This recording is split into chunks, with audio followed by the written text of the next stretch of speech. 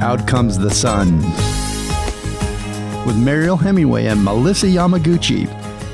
Out Comes the Sun compassionately helps you navigate mental wellness practices that you can apply to your daily life. And we tell your story. And now, Mariel Hemingway and Melissa Yamaguchi.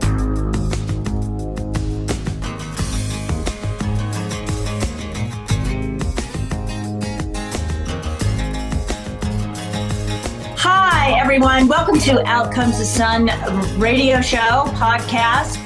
I just want to say that I'm super excited because I had Melissa Yamaguchi, who is my co-founder partner in the Mariel Hemingway Foundation, which I mentioned right before the break.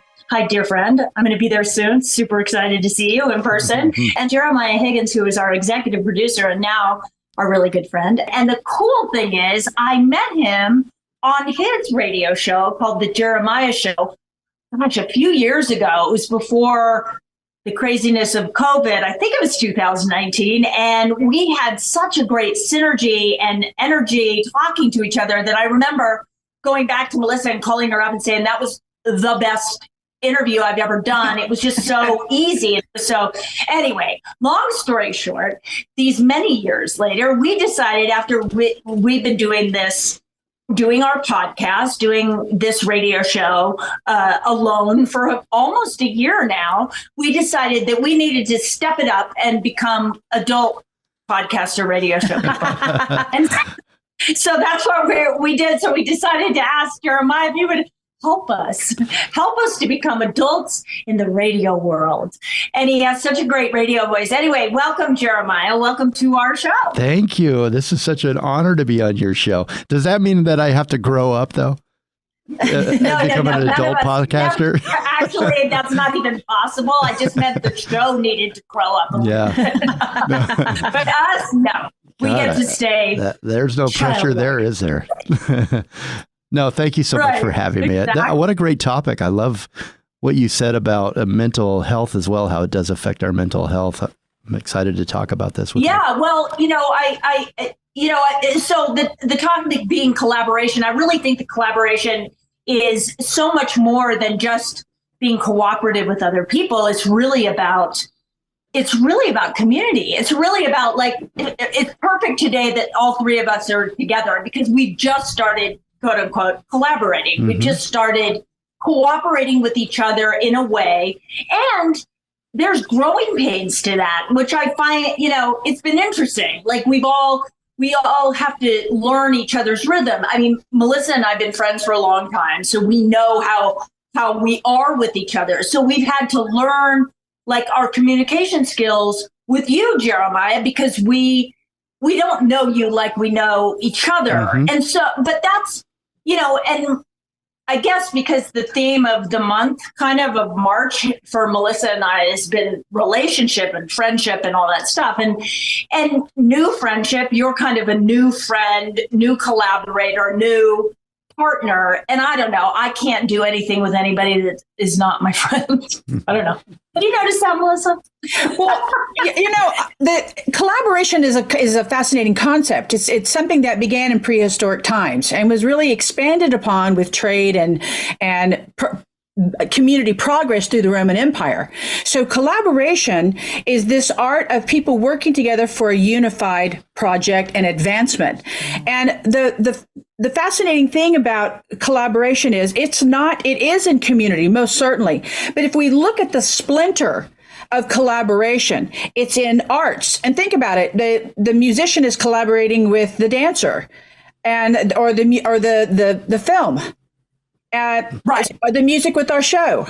In business, there's collaboration. In education, there's collaboration. And some of the best education, by the way, if I could give a little shout out to education, is the layering effect, where in art class, you're learning what they're teaching in history. So there's a collaboration between the teachers and professors. It's a really beautiful synchronicity that allows the messages to really sink into the child.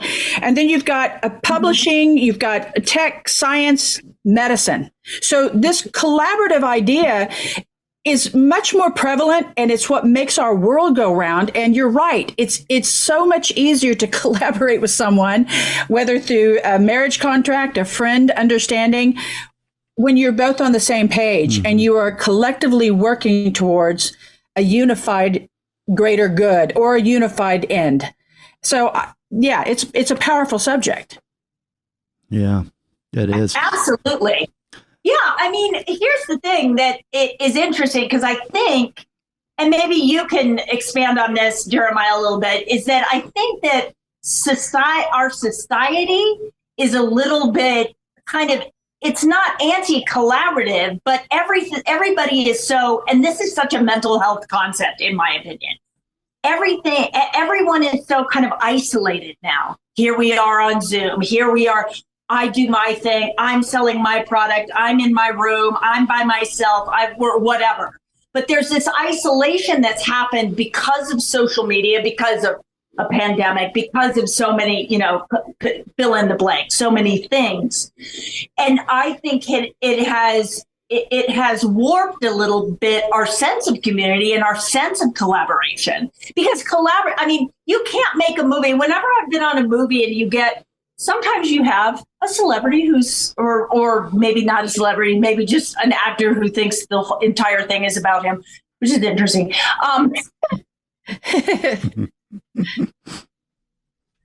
Can't make the grips, the gaffers, the director, the second assistant director, the guys that go get you caught. You can't make a movie without every little piece, and the cog in the wheel has to go so smoothly, right? And we accept that in that form of artistry. But somehow I think that we deny the collaboration because everybody wants to be perfect, right? Everybody wants to, I can do everything. It's kind of like what mothers do. But, I'm sure for you, Jeremiah, too, it's like here you're producing a lot of shows, not just your own. You're producing a lot of shows, and there's pressure on you, or you feel that pressure. It doesn't necessarily mean that we're putting it on you or your other, the other people that you produce, right? Yeah. No, it's the pressure. I put more pressure on myself than you either of you have on me, because I value you, I respect you, and I want. It's hard to accept it. What's that? I value both of you. I respect both of you so much that the pressure is put on by me to match what you have accomplished in your life so far. Mariel, you said it to me the other day. We were talking about a possible project for you. And the rates, the topic of rates came up, and you said to me, it really had an impact on me. You said, I don't want to go backwards in my rates because I've worked really, really, really hard and climbing this mountain to get to a certain point of respect and a pay level, and I don't want to go backwards. You would do that if you believed in you would do it if I asked you to, and you would be nice and kind, but you don't want to, and you shouldn't have to. I wanted to go back to your opening, if I could, real quickly, and you said you made a comment about you personally, you don't take on projects, or you really don't want to work with people. Sometimes you have to, but you try to choose who you surround yourself with. And I think the most important thing that I've learned in my life, collaborating with so many people over the years, is that lesson that you mentioned. It's try to find people that are seeking excellence, that are honorable, that have similar beliefs as you do, and strive to get better every day. We're all going to make mistakes and have failures, and that's where the good stuff is. That's where we learn and grow and get better. But collaborating, we have just a little bit of time on this earth, and if you can surround yourself, that's what I've learned, with great people such as yourselves, that are really trying to make a difference, and they align with your beliefs and your morals and your moral compass. that's where you want to be. You don't want to waste time with people that drag you down or take you in different directions. It's so draining on you mentally, your mental wellness, right? You Absolutely. go home thinking about it. You dwell on it. It's just not, it's toxic. And so if you can feel comfortable with yourself, if you know who you are, and then choose accordingly around you and work on the things that matter to you, collaboration can be just such an amazing thing between people. And why pick up an unnecessary fight? When you have the ability to choose, why not go for what's going to make you optimize? When you're lifted in optimization and working at your highest level, the laws of attraction deem that you're doing the same for everybody around you. So there's no reason to fight an unnecessary fight. Some people that Mariel and I've spoken to in the past have been so comfortable with the chaos and the drama that even though they complain and gripe about it, they gravitate towards it because it's that code of familiarity. They understand how to work within that, even though it may not be the best. It's when we were talking earlier about the collaboration in the different fields of our communities. If I may share a story, and I won't expand on it I won't stay on it too long because I could for hours. It's at the tip of my tongue and at the edge of my brain.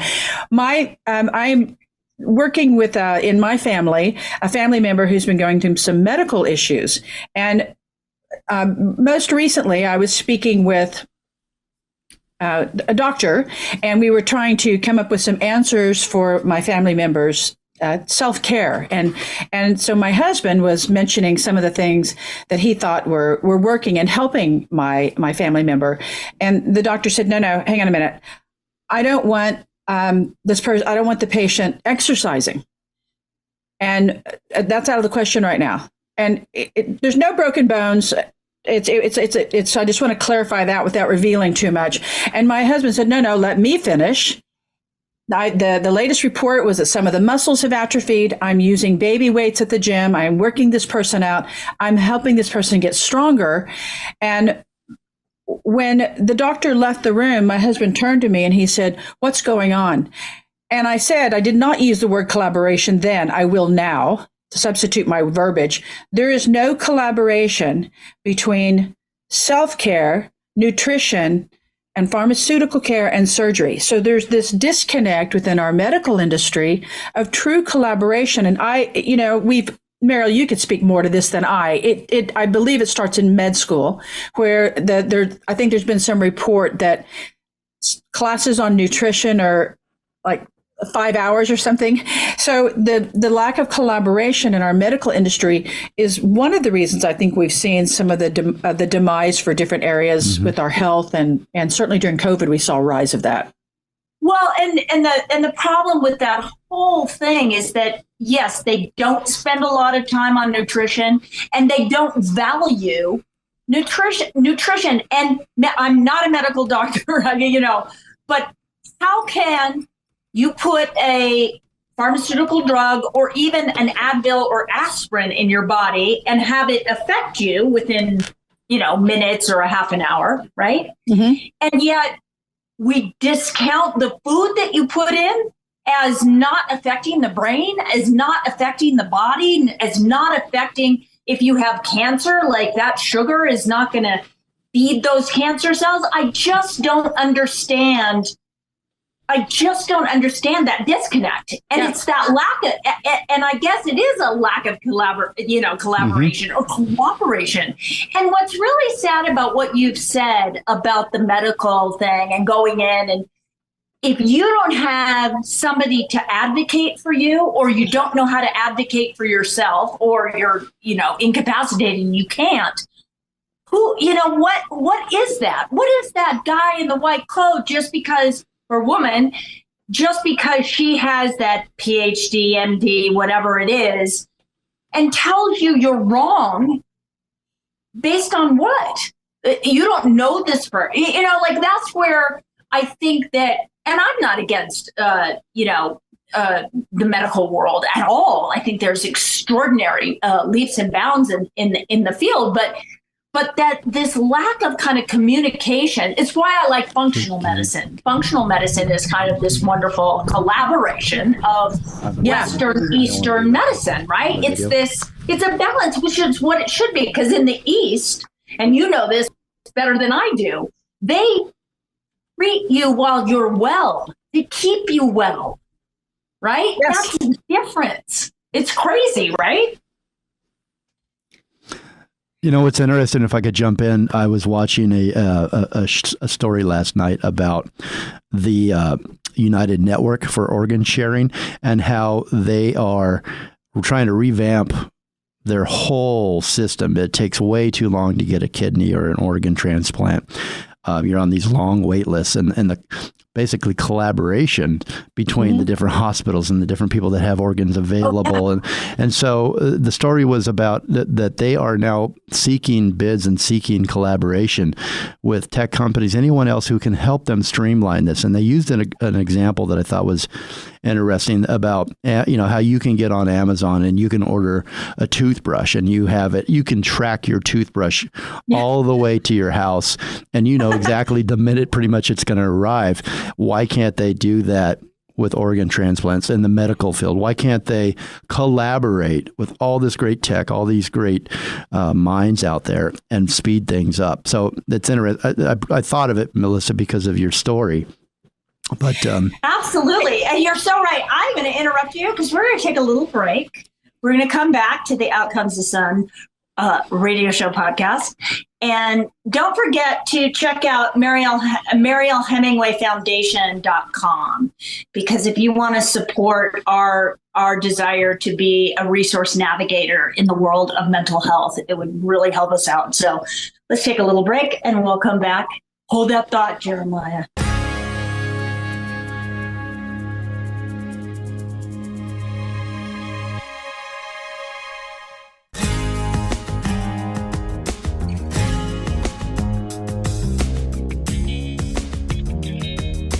Welcome back to Outcomes of Sun radio show podcast.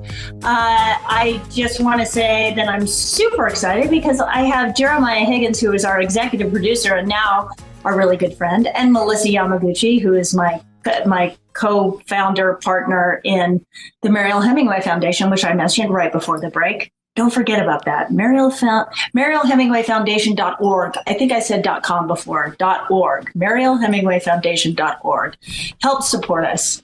So we're talking about collaboration today. We're talking about as it affects everything. And you were talking about organ donating. And the fact that there's this lack of communication, you're so right. It's like, I'm moving, right? I'm moving. We are in the process of moving. We're not getting rid of our house in Idaho, but we're fortunate, but also having to go to California part-time for Bobby for business reasons. And it, like I order something and it's out for delivery at my new place and we're not even there, right? But that took all of 24 hours. And yet, when it comes to our health and to our community, and really what it comes down to is I'm listening to the two of you talk, it's communication. Mm-hmm. Yeah. We talk about our collaboration. That's communication. The communication is locked down because people's education and understanding of things is so separate now in some ways, not in all ways, but in some ways.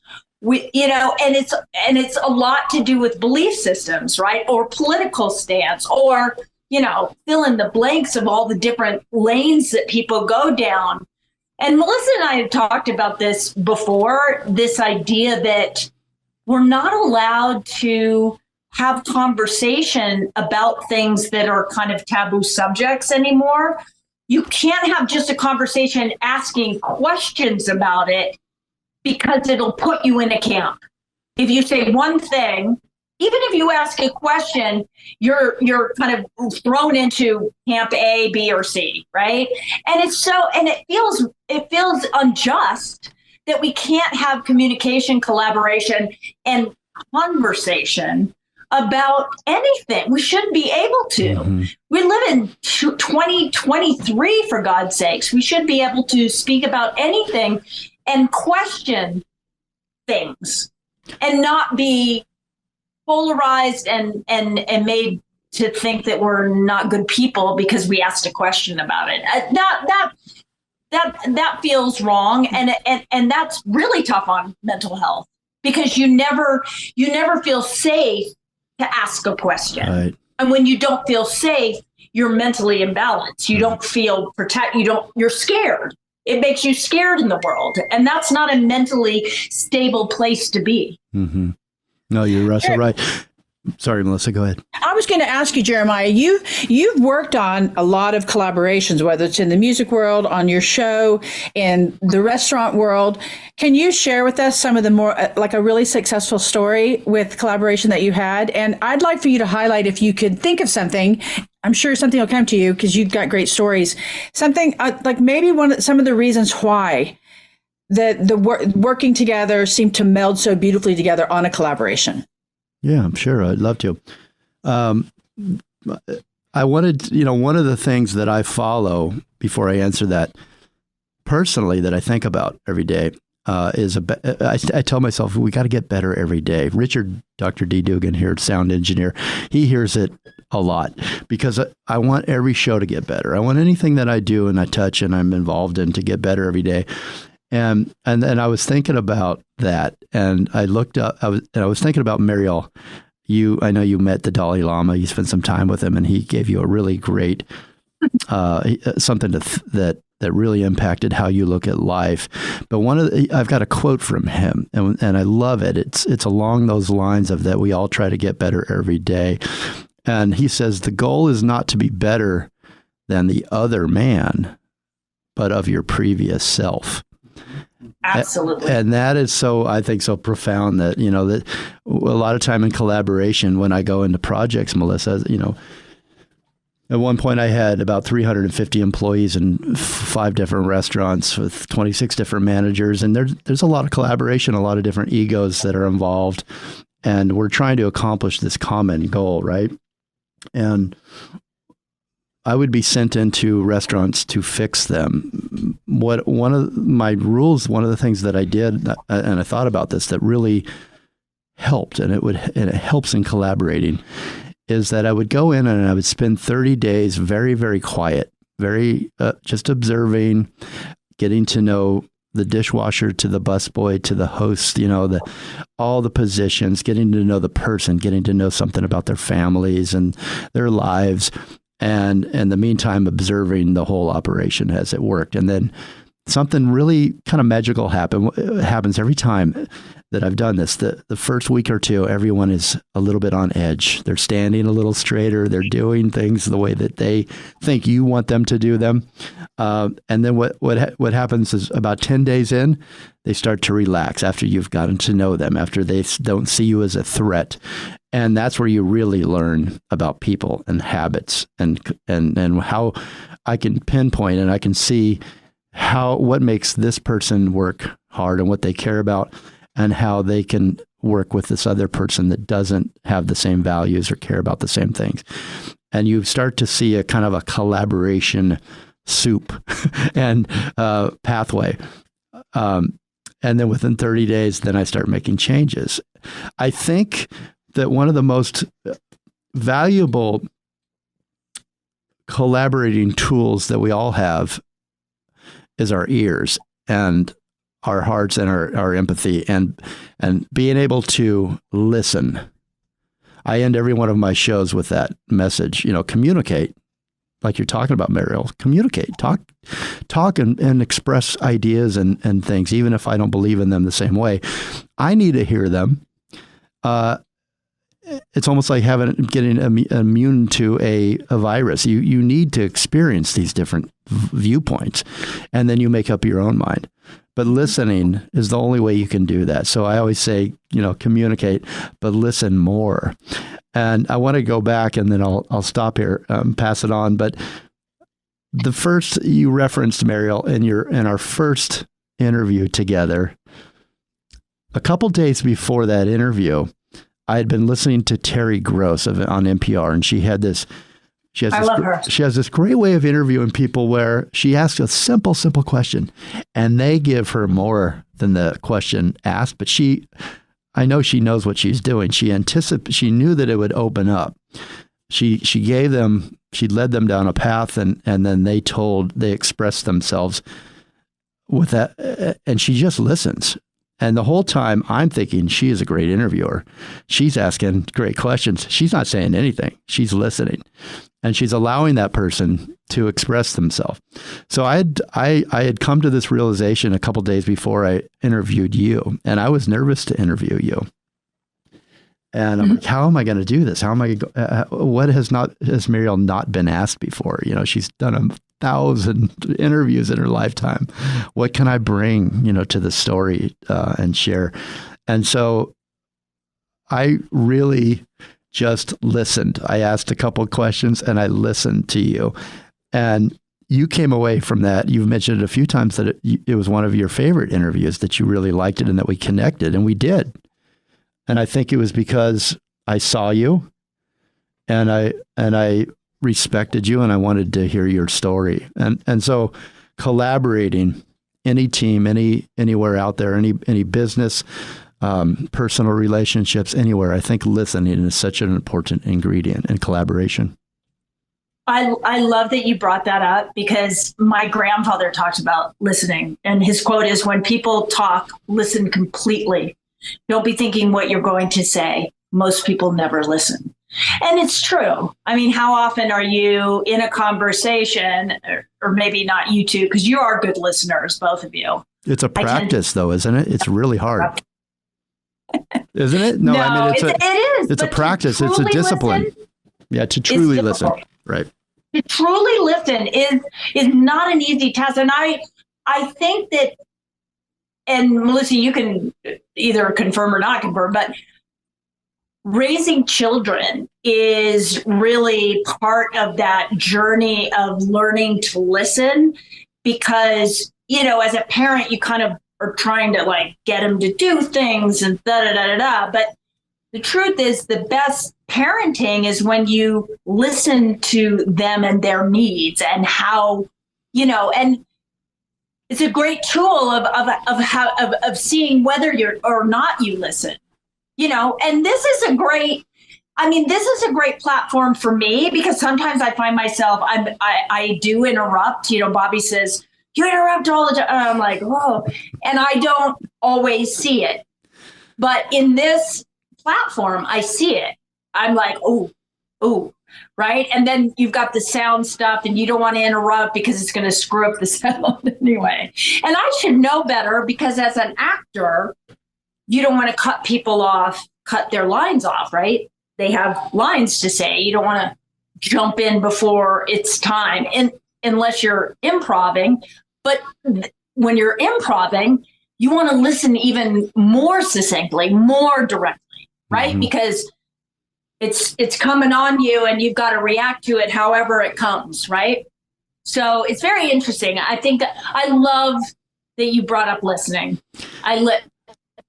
How much do we all lose? I love you because. Oh, thank you. When we come back, I know you're going to shoot for a break here in a minute, and I just want to throw a little cliffhanger. When we come back, I want to expand on the listening, and I want to share a parenting story with you. Awesome. So let's take a little break. We'll be back with Outcomes of Sun podcast in just a minute. Did you just all see how they collaborated right there? I'll see you on the other side. Good collaboration.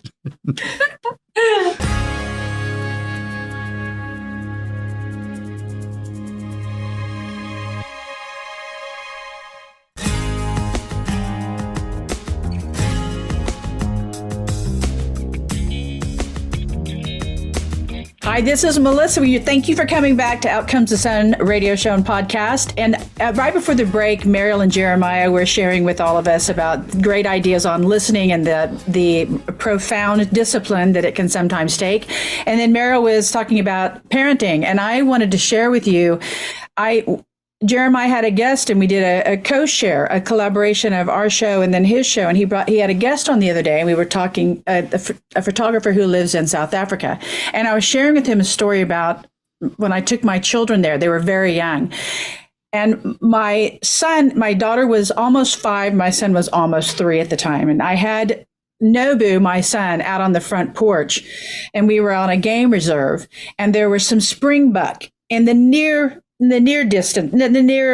distance. And I was showing him, pointing to my little son. I said, "Look, Nobu, there's springbuck," and their little tails were flittering and they were jumping around. And he said, "No, Mama, it's a zebra." And I said, No, it's not a zebra. That's springbuck. Can you say springbuck? Being a little mom, can you say springbuck? And he said, "It's a zebra." And I said, "No, it's not a zebra." He put his little hand on my face and pushed my head. And right there was a zebra. Right there was a zebra. So that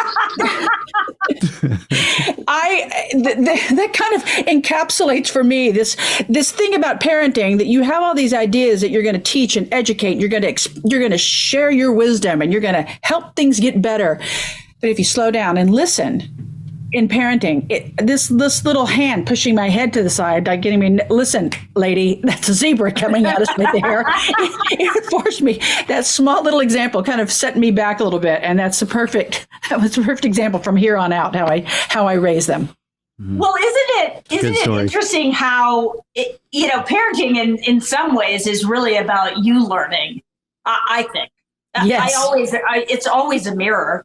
When you're frustrated, when they're being crazy teenager, I don't know, I had one that was, but it was a reflection of how anxious I was, right? And I didn't know at the time that I was she was manifesting what I wasn't able to express. Right.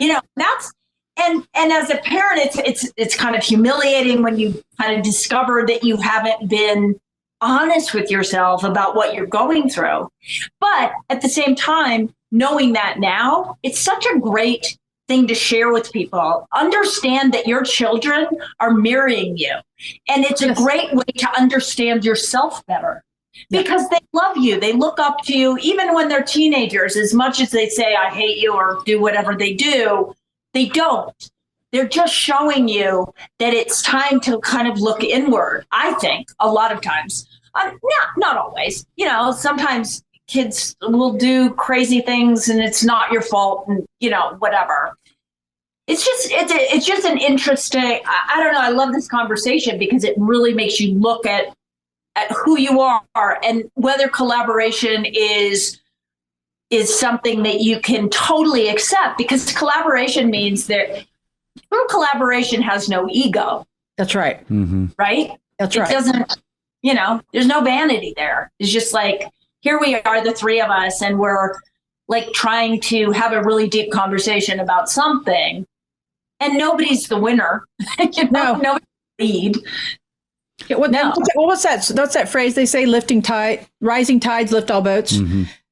That's really the goal in true collaboration, that we all win. I know Jeremiah has come forward, and he and Richard have come forward and said, "This can be better. This could be better. Let's correct this. Let's make this better." And I know you and I are both so happy and eager for Outcomes the Sun podcast and radio show to deliver really, really important messages of uplifting and hope and love and promise and collaboration and betterment, that we're open to everything that they tell us. You and I both have said, "Sure, let's get better."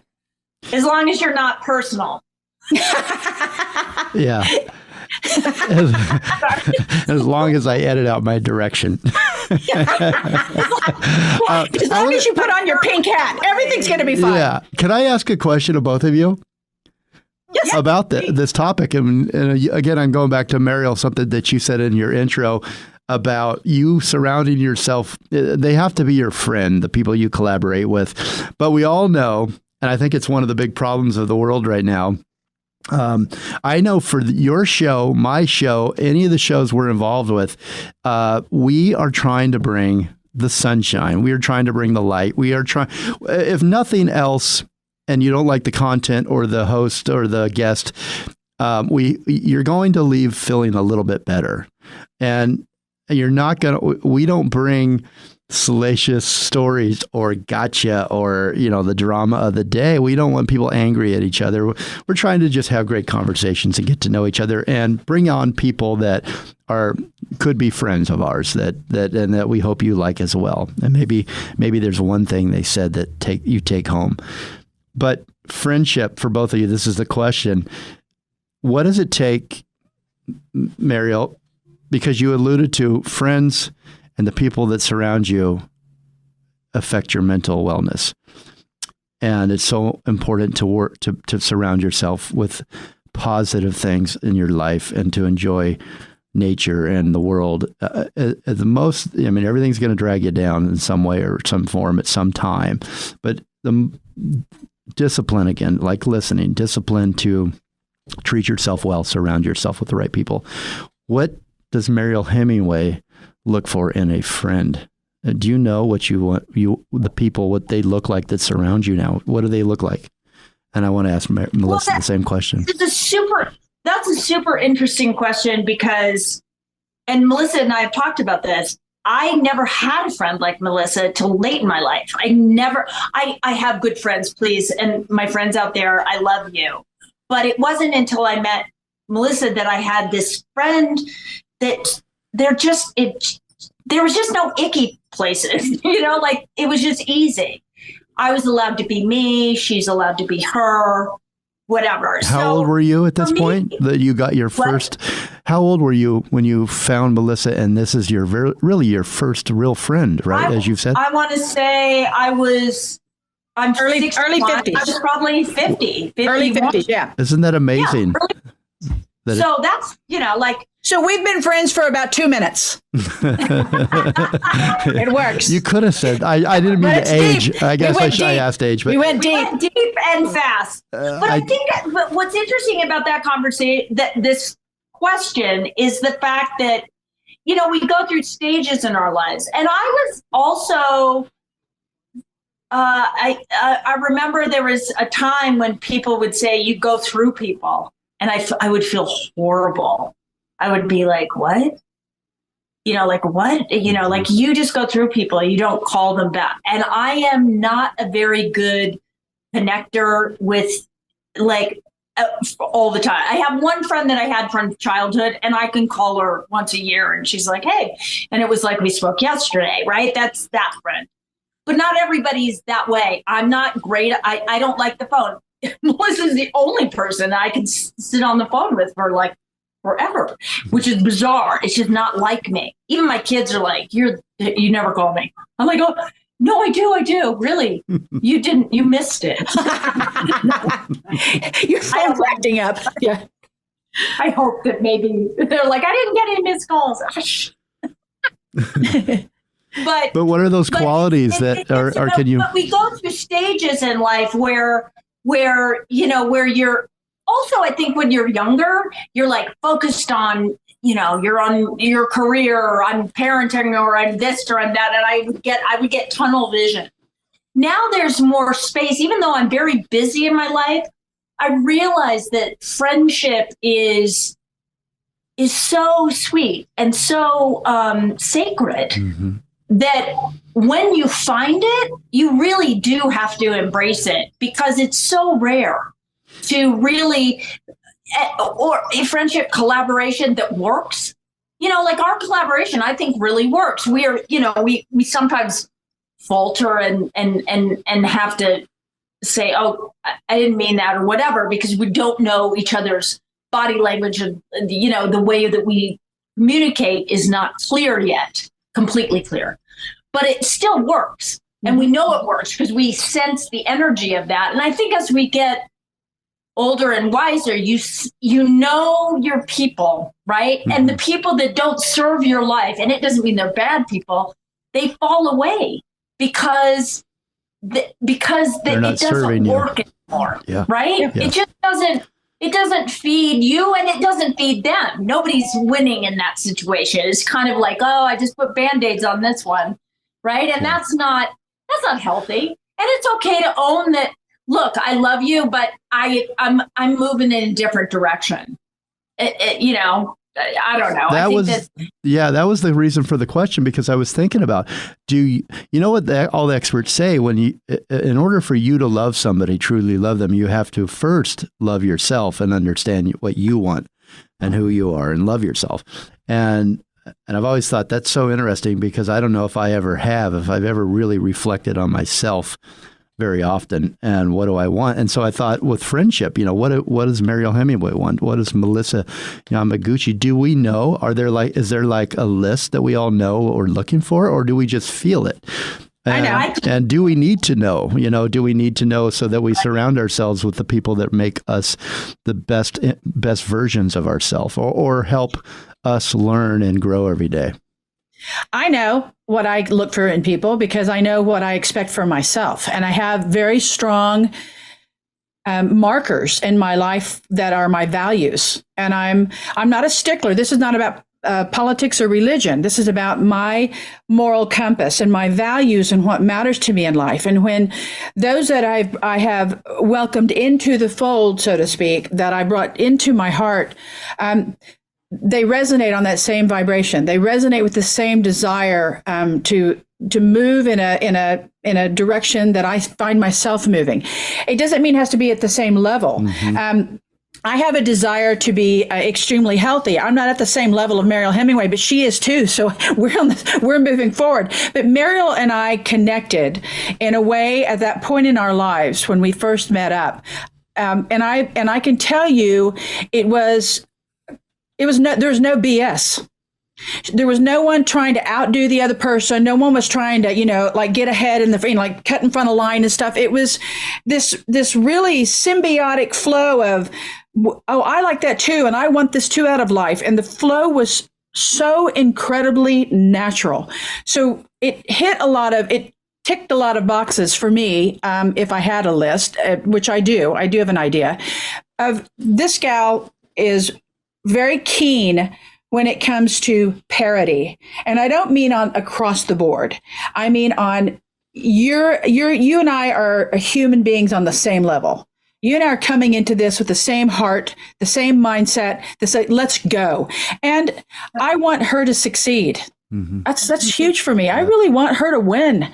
And I have worked my tail end off sometimes to make sure that she is protected and she wins. And I'm a great friend, but I haven't had that. And maybe it's because of maybe being older. I've got, like you, Mariel, I do want to give a shout out to my friends. I don't want them watching me getting a call at midnight saying, why you so-and-so. I have great friends and I love them. Love you. But this is, the difference in this as a best friend is, like I said, I want her to win. I really want her to win. And I'm not waiting for me to win too. I'm winning. I want her to win because I love her and I care about her. It's a similar, the win that I want for my husband, the win I want for my kids. When you love someone genuinely and authentically, you want them to win. You want them to feel good. You want their life to be, you want the sun to come out. You want it to really be great for them. Yeah. It's so true. I mean, I feel the same. Beautiful. I feel the same. I actually started to cry, but because when I think of Bobby and I think of you, it's kind of like the same package. I don't know. There's just the same when you love somebody in that way. The way I think about my daughter, the way I think about my soon-to-be granddaughter. I know. Yeah. So I feel the same way. It's just like you. It's the most selfless relationship. It's just like, wow, I just want, you just want them to win because you love them and you care. And it isn't about you, which is astonishing because I grew up, I think I looked like I was nice, but I think inside I was super selfish. But that's also not knowing yourself. I think selfishness comes from an insecurity. And like you said, Jeremiah, it's also, I didn't love myself enough. So you're always trying to be a little bit better than somebody else so that you can prove to yourself that you're valuable, right? And really it's just because you don't feel that good about yourself. But when that goes away and you actually do, because I could say now at 61 years old, I love myself. I really do. I like who I've become. That's so great.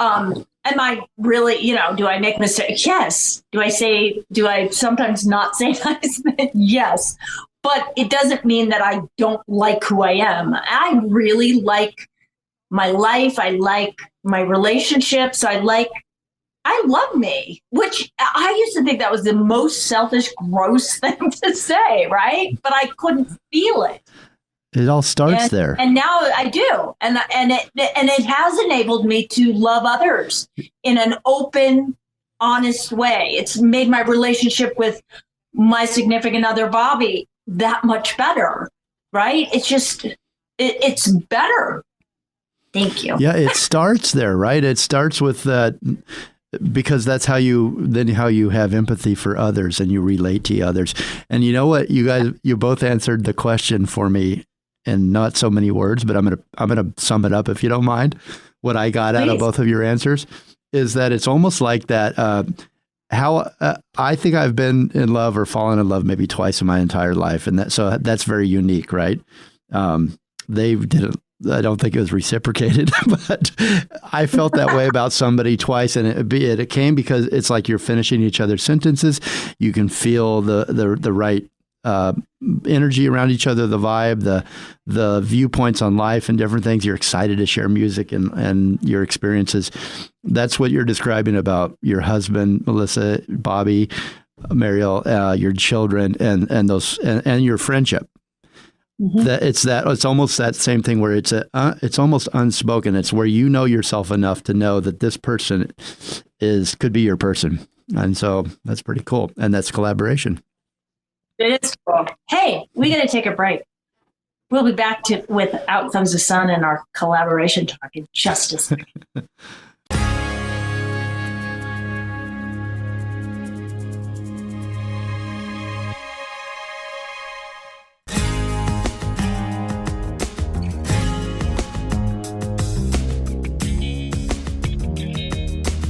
Welcome back. Out Comes the Sun. Mariel Hemingway and Melissa Yamaguchi. I am their special guest today. My name's Jeremiah. Thank you for having me. This is such a great conversation. We're talking about collaboration and everything that is involved in that. Yeah, which is a lot, as we're discovering. Mm-hmm. Pride, community, love, friendship. Listen. Wow, there's a lot. Could I tell a real quick story? Yeah. Do you mind if I tell a real quick? This is something that Please. I think about a lot. It's a short one. And I hate to be one of those guys that quotes Steve Jobs, but it's a Steve Jobs story, I believe. I think it was in his documentary, and he talks about how Apple had been innovating and the iPhones and all the things that we love and we have to buy and stand in line for and get the next version 3 months later. He talked about how they came up and innovated so many things, an iPad, et cetera. And he would take his creatives into a meeting, and the rule was everybody had an idea. They were going to pitch it. Nobody could say anything negative for 5 minutes. And what they had to do, they had to retrain their brain to say something positive. And you don't say anything unless it's something, well, I could see that working in this way, or I could see us fixing that issue, challenge this way, for 5 minutes. And it would go around the table. And if at the end of it, nobody could really come up with solutions or anything positive to say, then they would kill the idea.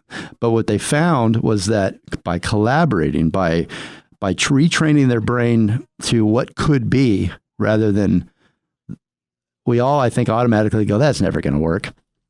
And they retrain their brain in the creative process as collaborators, as teammates, to say something nice about the other person's idea and see if they had possibility there. And I've always loved that. I think in collaborating and anything that we do, if we could retrain ourselves to not go to the negative first, which I think I always wonder, why is that inherently the way we're programmed? We always go, I'm never good enough. I'm not going to be able to do that. I can't, you for yourself, for others. If somebody's got a good idea, no, that's never going to work, just because you're jealous or whatever it is, you're envious. Wow. Why do we do that? And can we reprogram ourselves? Well, here's what's and this just exactly what you're talking about is that Bobby and I try to get the not and the couldn't and the can't and the wouldn't and the I won't and or I can't or whatever. All the negatives. When we write an email, we read each other's emails and I take out the negatives.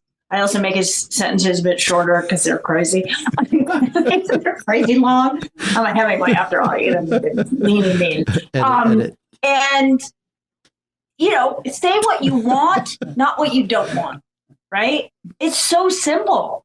But when you train your brain to focus on what you want, which is always with, you know, it's surrounded with joy, usually. I mean, unless you want weird stuff, but not what you don't want. And people that talk about what they don't want usually get what they don't want because they've talked about it so long. And it's almost like you've heard that dogs can't hear no. They can't hear the word no. Like if you say, don't pee on the floor, right? Yeah. No, what you're supposed to say, I mean, I don't know if this is I didn't true, hear but this. I like I've this. heard it, is that you know, when I was training her, you pee outside, we pee outside. You know, you say what you want, you say the positive, because I don't know why, but I think probably humans don't, you know, the negative shuts you. In other words, the negative shuts you down. Maybe that's why dogs are always so happy. Yeah, they learn the trick. Don't hear no. The laws of attraction state that you'll never receive in life what you want while focusing on what you don't. Yeah. Yes. And that's just what it is. Yeah. You'll never receive what you want while focusing on what you don't want. Yeah. I love that. It's energy. Quit looking at what you're afraid. I mean, that's what makes me really sad about people that are so frightened of what's been going on the last few years. And, you know, this fear of it usually means you're going to get it or something's going to happen. I mean, you're going to have to address it at some point. I'm not saying that's And I think you touched on it, Mariel, in the beginning. Fear always draws it towards you. So, like, if you're pushing something super heavy, eventually you just get tired. Yeah. And it's going to hit you, right? You're just going to be. It's so exhausting to keep pushing away at things that you fear, because what is that anyway? Things that you fear they're just images in your mind. They're not real, but you keep creating that. And that's the energy that is drawn towards you. When you keep imagining the worst and you just keep fearing it and it just accelerates. I mean, that's a mental health situation. That's anxiety. That's fear-based anything. What's the solution? And never getting yourself out of that wheel of sadness, of fear. Fear is a very difficult one, and it's very difficult to overcome. You know, I know that, but I think about my mother who had cancer when I was a kid, and I was her primary caregiver at like 10 years old. And I remember being in a plane to go see her after she'd had surgery on a malignant tumor, so they couldn't touch it, right? They had to do radiation. And I was in this plane. My father had sent this plane I was on a spring break with my really good friend, and they sent me on this little plane, tiny little plane up to the hospital in Oregon, because we didn't, I don't know, I guess we didn't have good hospitals where we lived at the time. And I remember being in the plane, and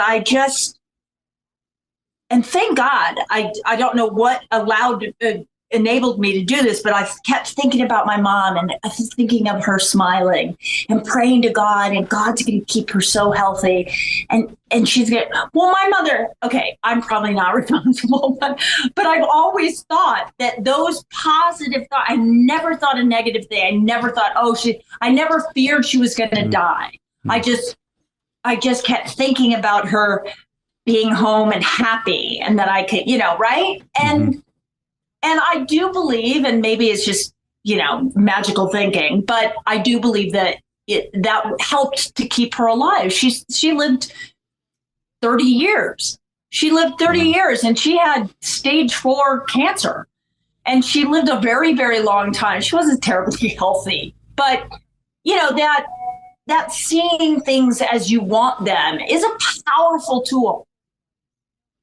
And it's not magical thinking. It actually does scientifically work. They've proven that it does work. When they have study groups of people focused meditation, prayer, and uplifting messages towards someone who's not doing well, they see a marked, remarkable difference. So yeah, it's been proven that it works. We're bundles of energy. And our collaboration is nothing more than a coming together of respect, communication, love. It's a lovely thing. And I want us to remember, I know we've got a short amount of time left, but I want us to remember that during this time of social break from one another, whether it was mandated or whether it's been designed because of geographical distances or job keeps you in a room on a computer all day, whatever it is, we are social beings, and collaboration has a lot of different hats. And you can collaborate with orchestrating a time to get together, working together with friends for a greater good of your relationship. A lot of our elders have been alone. A lot of people that are alone are hungry, and they are starving for collaboration on some level. We've got to continue to reach out to one another. Absolutely. Thank you so much, Melissa. That was beautiful. And thank you so much, everyone, for being here to Out Comes the Sun Radio and podcast. We love having you here. We love having conversations that open each other's hearts. And thank you, Jeremiah. Thank you, Melissa. And thank you, Richard. We know you're back there doing the work, doing the heavy lifting. Thank you so much, everyone. God bless you.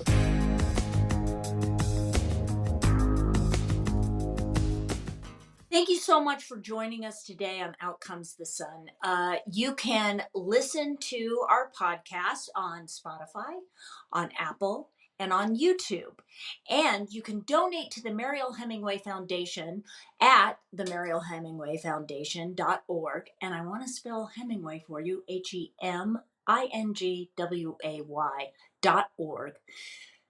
I only say that because a lot of people put 2 M's, and that just won't work. Also, if you're watching on YouTube, you can go to the donate button at the bottom and it will take you right to a link with the QR code. And if you go to marielhemingway.org, you can also press the donate button and be able to donate to the foundation, which is designed to help guide people towards finding the right solutions for their mental health issues. That is my goal. I'm just trying to raise money so I can come up with an app and a website that has all the information you could possibly want to know about mental health and where to go. But we are in the process of making that happen, and your donation means so much to us. So thank you so much, and we'll see you next week.